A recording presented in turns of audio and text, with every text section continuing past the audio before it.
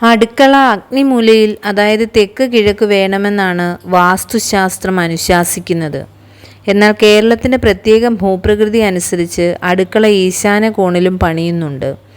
ഗൃഹഭാഗങ്ങളിൽ വെച്ച് അടുക്കളയിലാണ് മറ്റു മുറികളെ അപേക്ഷിച്ച് വൃത്തിയും കൂടുതൽ കാറ്റും വെളിച്ചവും ആവശ്യമായി വരുന്നത്.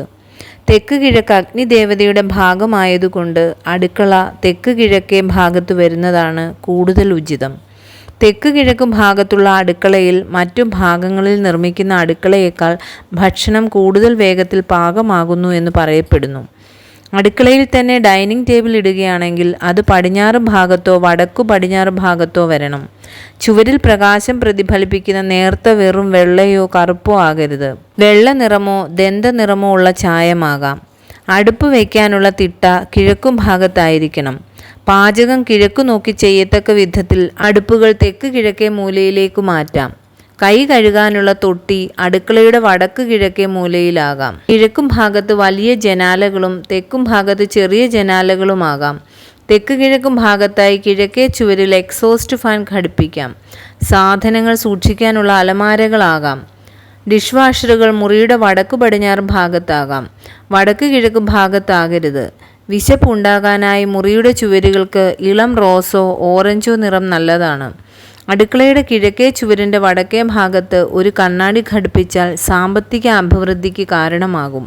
കുടിക്കാനുള്ള വെള്ളം വടക്ക് കിഴക്ക് ഭാഗത്തും ചൂലും മറ്റ് ശുചീകരണ സാധനങ്ങളും വടക്കു പടിഞ്ഞാറും, അരി, പരിപ്പ് തുടങ്ങിയ പാചക വസ്തുക്കൾ തെക്കു പടിഞ്ഞാറ് ഭാഗത്തും സൂക്ഷിക്കാം.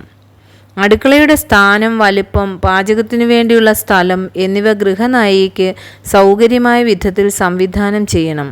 ഏറ്റവും കുറച്ച് സമയവും ഏറ്റവും കുറച്ച് അധ്വാനവും ഉപയോഗിച്ച് ഏറ്റവും കൂടുതൽ ജോലി ചെയ്യാൻ കഴിയത്തക്ക വിധത്തിൽ അടുക്കളയിലെ ക്രമീകരണങ്ങൾ സംവിധാനം ചെയ്യണം. ശരിയായി ക്രമീകരിക്കാത്ത അടുക്കളയിൽ ഒരു ഗൃഹനായിക ഒരു ദിവസം 8-10 കിലോമീറ്റർ വരെ നടക്കേണ്ടി വരുമെന്നാണ് കണക്കാക്കപ്പെട്ടിരിക്കുന്നത്.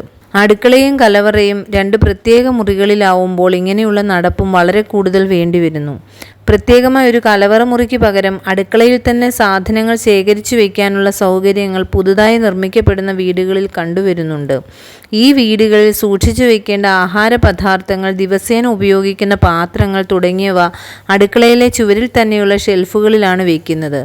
ദിവസേന ഉപയോഗിക്കാത്ത മറ്റു സാധനങ്ങൾ സൂക്ഷിക്കാൻ കോണിപ്പടി ഉണ്ടെങ്കിൽ അതിൻ്റെ താഴെയുള്ള സ്ഥലം സെല്ലാർ മുറികളായി തിരിച്ച് ഉപയോഗിക്കാം. കോണിപ്പടി ഇല്ലാത്ത വീടുകളാണെങ്കിൽ സാധാരണഗതിയിൽ പ്രയോജനപ്പെടാത്ത സ്ഥലം അതിനുവേണ്ടി ഉപയോഗിക്കാം.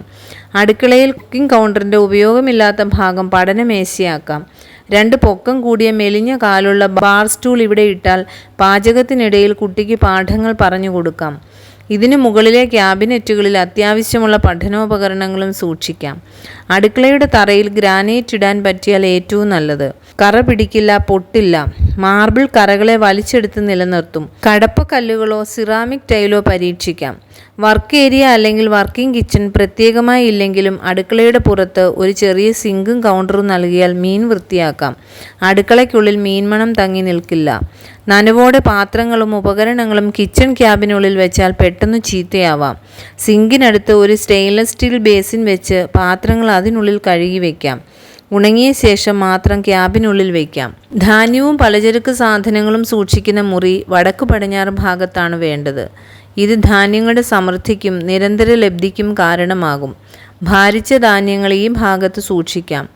എണ്ണ, പാല്, നെയ്യ് മുതലായവ തെക്ക് കിഴക്കേ ഭാഗത്ത് സൂക്ഷിക്കാം. നിത്യോപയോഗത്തിനുള്ള ധാന്യങ്ങൾ വടക്ക് പടിഞ്ഞാറ് ഭാഗത്ത് സൂക്ഷിക്കാം. ഈ മുറിയുടെ കതക് മുറിയുടെ കിഴക്ക് ഭാഗത്താകാം. ജനലുകൾ വടക്കു പടിഞ്ഞാറ് ചുവരുകളിലാകാം. വടക്കു ഭാഗത്തുള്ളത് വലിയ ജനലുകളായിരിക്കണം. പൂജാമുറി അഥവാ പ്രാർത്ഥനാമുറി എന്നാൽ സന്ധ്യയ്ക്കും രാവിലെയും ഈശ്വരധ്യാനത്തിനായി ഉപയോഗിക്കുന്ന മുറി.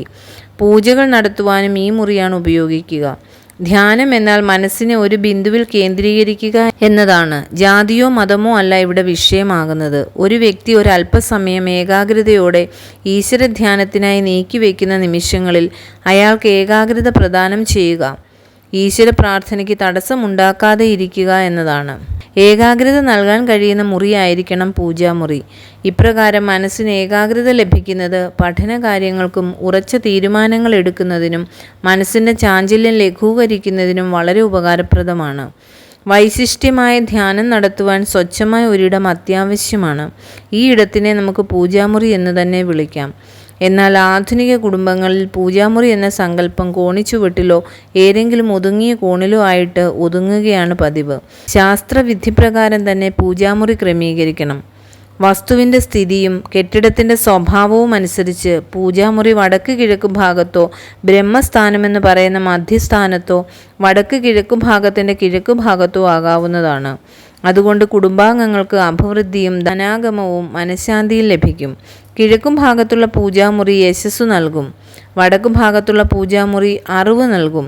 താമസമുറിയുടെയോ കിടപ്പുമുറിയുടെയോ കിഴക്കു ഭാഗവുമാകാം. കെട്ടിടങ്ങളിൽ വടക്കു പടിഞ്ഞാറ്, പടിഞ്ഞാറ് തെക്ക്, തെക്ക് കിഴക്ക്, തെക്കു പടിഞ്ഞാറ് ദിക്കുകളിൽ പൂജാമുറി ഒഴിവാക്കണം. ഇല്ലെങ്കിൽ ഗൃഹവാസികൾക്ക് മാനസിക ക്ലേശവും ആരോഗ്യ പ്രശ്നങ്ങളും അനുഭവമാകും. ആത്മീയ വികാസത്തിനും ഈശ്വരനുമായി താതാത്മ്യം പ്രാപിക്കുന്നതിനും ധ്യാനത്തിനും പൂജാമുറിയുടെ മുകൾ ഭാഗത്തിന് പിരമിഡ് സ്തൂപ ആകൃതികൾ അനുകൂലമാണ്. രോഗികൾ പൂജാമുറിയിലിരുന്ന് ദിവസവും 30 മിനിറ്റ് വീതമെങ്കിലും ധ്യാനിച്ചാൽ രോഗത്തിന് വലിയ ശാന്തി ലഭിക്കും. ഇന്നത്തെ സമഗ്ര ചികിത്സാ പദ്ധതിയുടെ ഭാഗമായി തീർന്നിരിക്കുന്ന റേക്കി, പ്രാണിക് ഹീലിംഗ് എന്നിവയിലെല്ലാം ധ്യാനത്തിന് പ്രാധാന്യം കൽപ്പിച്ചിരിക്കുന്നതുകൊണ്ട് വീടുകളിൽ പൂജാമുറികൾക്ക് പ്രാധാന്യം ഏറി വരികയാണ്.